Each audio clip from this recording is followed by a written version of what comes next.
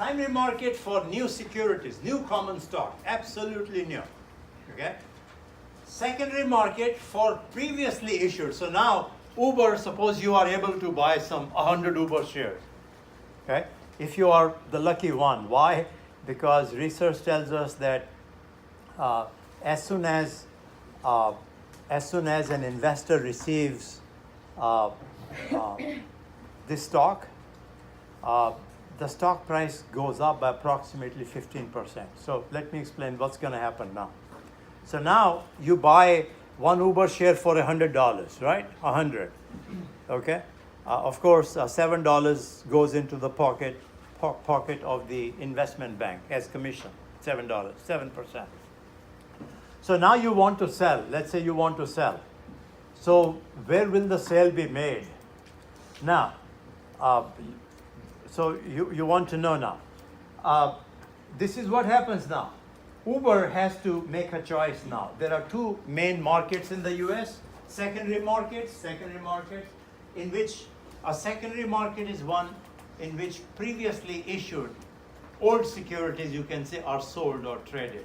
Okay? So we have two. The New York Stock Exchange, it's a physical building, One Wall Street, a huge building, okay, where brokers get together and buy and sell on behalf of their clients. Okay, and the other is NASDAQ, and I believe I did talk about it. This is an intangible market. Tangible, intangible. It's a computer market. So now, and I must have told you, technology companies, National Association of Securities Dealers Automated Quotation. Okay, so it's in your text also. So this is tangible. These are secondary markets. These are secondary markets here. Okay, so now Uber, may choose NASDAQ. Hey, we will register with NASDAQ. Okay, so these are for-profit exchanges. These are for-profit. So is it free? No. So now, so what happens is, if Uber picks NASDAQ or the New York Stock Exchange, these exchanges charge $50,000 and higher, okay, for listing their stocks on their exchanges. $50,000. And then every year you have to pay these. Why? Because what they are doing is allowing brokers to buy and sell your stock on their exchange, in their facility. It's their facility. They provide all the provisions. They have computers. They have ticker tapes. They have all sorts of offices, for brokers. So this is what happens now. You call your broker and you say, hey, I got 100 Uber shares I want to sell.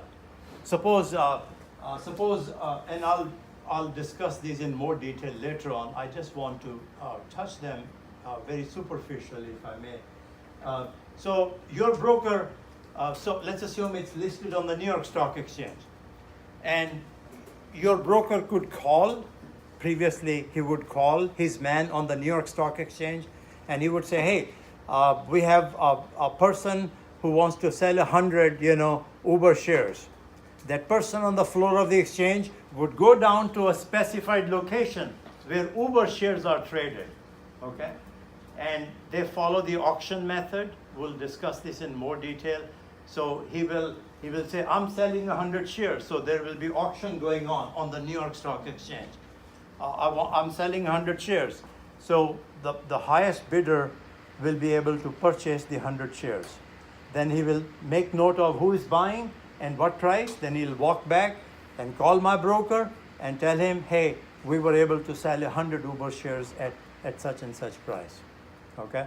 So all these companies, all these big companies, they choose either the New York Stock Exchange or NASDAQ for listing their stocks. Okay? Now, there are fees, so let's talk about this. This is an auction market. The New York Stock Exchange is an auction market, okay? And the NASDAQ is a dealer market. What's the difference? A dealer maintains an inventory, like a car dealer. You want to buy used vehicle, onto his lot, and you'll see hundreds of used vehicles there. A dealer maintains it. Likewise, a stock dealer maintains an inventory in the specified stock. So if I'm a stock dealer, I specialize in Microsoft and Uber, I will be buying and selling Microsoft and Uber all the time. You want to buy, okay, I will sell it to you. You want to sell, I'll buy from you. So this is what, let me tell you this, and you may see this again and again. So a dealer has two prices, his bid price and his ask price. A dealer. Okay, so let me explain how this will work. Suppose Uber, as I told you, if Uber was listed on the New York Stock Exchange, and I had 100 Uber shares and I wanted to sell the same day I got, then the order would be sent to the New York Stock Exchange. And the trade will happen following the auction method. Okay? If Uber is listed on NASDAQ, which is where all technology companies, almost all technology companies are listed, then it's intangible. There is no building. The New York Stock Exchange is a huge building, tangible. It's a computer market. So this is what will happen now. I call my broker, I say, I got 100 Uber shares I want to sell. My broker will type UBER, and on his screen he will see maybe 15 or 20 Uber dealers, okay? Dealers who are buying and selling Uber stock. So for example, and all these dealers will be listing their two prices, their bid price, their ask price. Bid is the price at which dealers buy from you. Okay, so they will buy from you maybe 105. Ask is the price they will sell to you, and maybe they sell to you at 106. This is how they make money. Okay, this is how they make money. They buy from you at 105, they sell to you at 106. Okay, so let me list some multiple prices and ask you as to how the trade will happen. So another bid ask is 105.1 and 105.9. Another one, this is number one. You can say dealer number one, dealer number two, dealer number three. 105.5 and 105.8.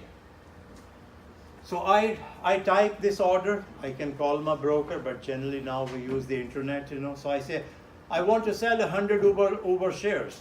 Of course, it's all automated, but I want you to visualize. So my broker sees this order, and the broker types UBER on the screen. He sees, let's assume, 3 different dealers who are buying and selling. Okay, I'm selling now, so it's my broker's obligation to get the highest possible price.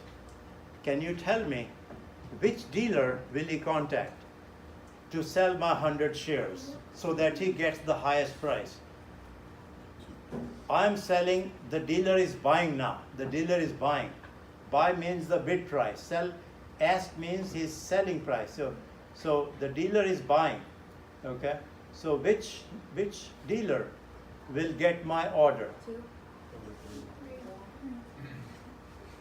He's buying at 105, he's buying at 105.1, he's buying at 105.5. So which dealer will my broker contact? Number 3. The highest, remember, I'm selling, so the dealer is buying. So bid price is his buying price. So I will contact number 3, or my broker will contact number 3, because number 3 is offering the highest price. Okay, if I'm buying, okay,